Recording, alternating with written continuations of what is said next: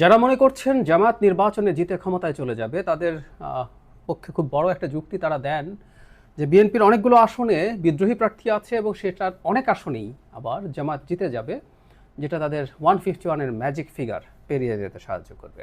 যারা সেটা মনে নাও করেন তারাও অন্তত এটা মনে করেন যে বিএনপির বিদ্রোহী প্রার্থীর কারণে জামাতের সিট সংখ্যা অনেক বাড়বে।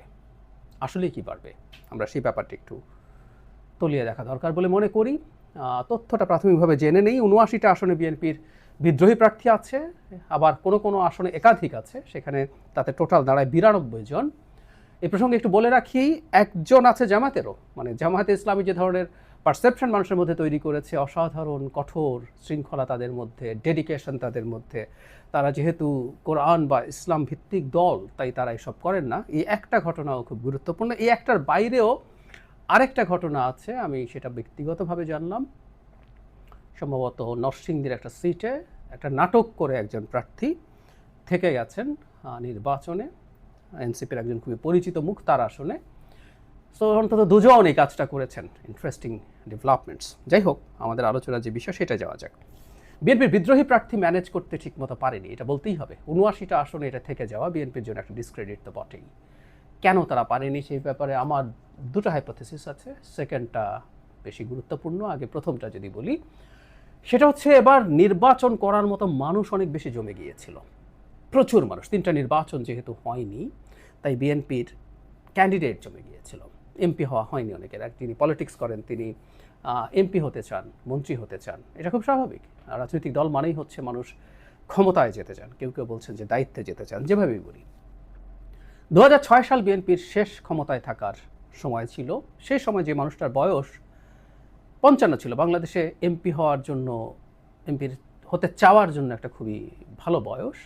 সারা জীবন এর আগ পর্যন্ত রাজনীতি করে তিনি নমিনেশন পাননি, ধরে নিলাম ইনি ভাবছিলেন যে পরবর্তী নির্বাচনে নমিনেশন পাবেন। সেই মানুষটার বয়স এখন 76, আর যার বয়স ৬০ ছিল তার বয়স ৮০ পেরিয়ে গেছে। ফলে কিছু কিছু মানুষ আছেন যারা অন্তত শেষবারের মতো নির্বাচন করতে চেয়েছিলেন, কিন্তু দলের তো নানান হিসেব নিকেশ থাকে, জনমত থাকে, এর বাইরেও বড় দলগুলোর নানান হিসেব নিকেশ থাকে, তাকে অনেকভাবেই সিদ্ধান্ত নিতে হয়। তিনি যখন নমিনেশন পেলেন না, তিনি দাঁড়িয়ে যেতে থাকলেন। এর চাইতে জরুরি কথা হচ্ছে একটা ভীতির জায়গা আছে। এবার নির্বাচনে যেটা খুব সহজ হবে আমি মনে করি, অনেকে বিতর্ক করতে পারে, সেই বিতর্কে এখন ঢুকছি না। ফলে কেউ একজন যদি এবার জিতে যায়, পরবর্তী নির্বাচনে আসলে তিনি নমিনেশন পাবেন, কারণ এটাই প্রবণতা। যেতে যাওয়া ক্যান্ডিডেট খুব বিভৎস খারাপ কিছু যদি না করে, আমাদের দেশের বড় রাজনৈতিক দলগুলো তার নমিনেশন বহাল রাখে। ফলে যিনি এবার হতে পারলেন না, তিনি আসলে 10 বছরের জন্য আটকে যাবেন যদি তার আসনে যিনি ধানের শীষ পেয়েছেন তিনি জিতে যান। পরিস্থিতি এইরকমই আছে, এটাতে কোনো সন্দেহ নেই। ফলে তারা নির্বাচন করে ফেলতে চান। আর অনেকে জানেন যে বিদ্রোহী হয়ে যদি জিতেও যাওয়া যায়, তাহলে আমরা প্রচুর দেখেছি এই বড় দলগুলোর বিদ্রোহী প্রার্থী জিতে যাওয়ার পর তারা দলে ফিরে যেতে পেরেছেন, দল তাদেরকে আবার ওয়েলকাম করে। সুতরাং দলে ফিরে যাওয়ার জন্য তারা এই বাজিটা অনেকে ধরছেন। এটা একটা বড় কারণটা আমি ধারণা করি যে সিটগুলোতে বিএনপির সাথে জামাতের খুবই টাফ কম্পিটিশনের পরিস্থিতি আছে, বা জামাত পেছনে আজ থাকলেও খুব বেশি দূরত্ব নেই। জামাত যদি সেই সিটগুলোতে বিদ্রোহী প্রার্থীর পেছনে জামাতের ইন্ধন আছে, সব রকম সাইকোলজিক্যাল এবং আমি মনে করি ফিনান্সিয়াল ইন্ধনও আছে। এটা আমার জাস্ট একটা ইন্টারপ্রিটেশন, আমি কোনো তথ্যের ভিত্তিতে কথাটা বলছি না।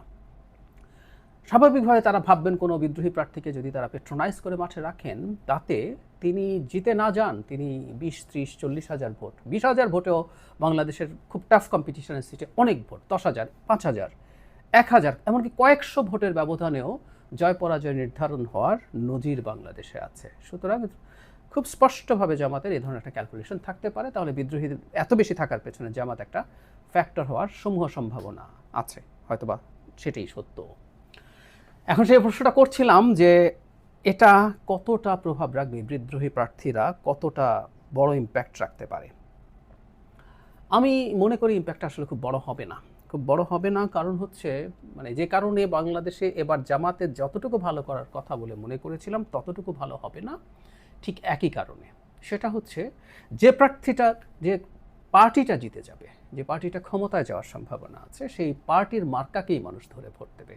হতে পারে যাকে নমিনেশন দেওয়া হয়েছে তাকে অনেকে পছন্দ করেন না, এবং হতে পারে যে নেতাকর্মীদের একটা অংশ তার সাথে থাকছেন না। কিন্তু ভোট শুধু নেতাকর্মীর কাজ না, নেতাকর্মী মানুষের বাড়ি বাড়ি যেতে পারেন। আমরা ধরে নিলাম যিনি নমিনেশন পাননি, কোনো কোনো ক্ষেত্রে তার সাথে অনেক বেশি নেতাকর্মী কাজ করছেন।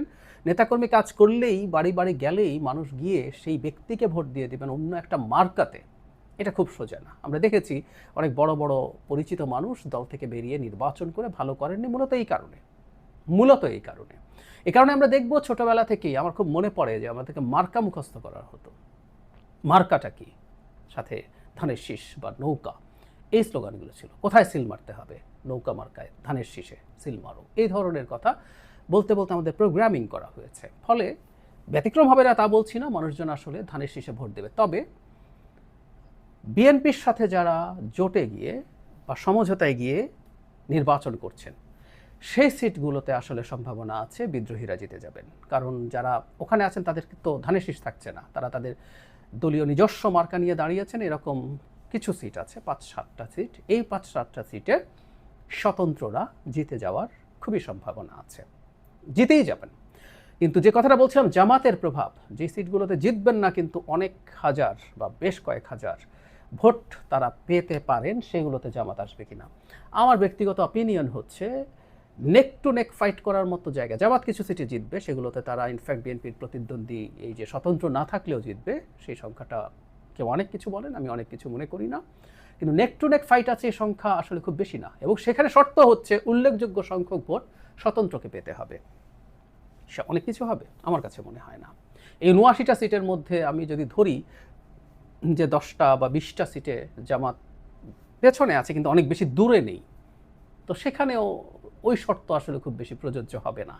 যদি 20টাও ধরি, তার যদি অর্ধেকও যেতে জামাত, কাগজে কলমে বলছি 10টা সিট বেশি জিততে পারে সর্বোচ্চ, তাহলে জামাত যা সিট পাওয়ার কথা তার সাথে 10 যোগ করতে হবে। এখন কত পাওয়ার কথা এটা নিয়ে আমার ধারণা আমি বলেছি আগেও, আবার একটু বলতে চাই যে বিএনপিটা বললেই আমার মনে হয় জামাত ধারণা করা যেতে পারে।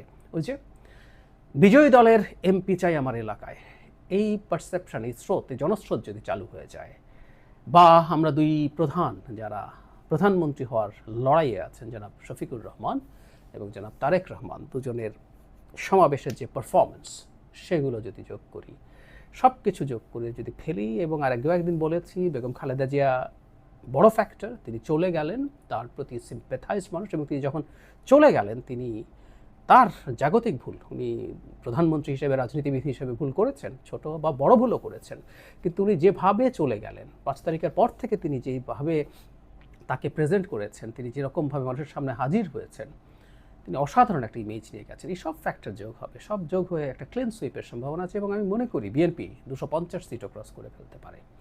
এই স্বতন্ত্র এতে খুব বেশি প্রভাব ফেলার তেমন কোনো কারণ আসলে আমি দেখি না।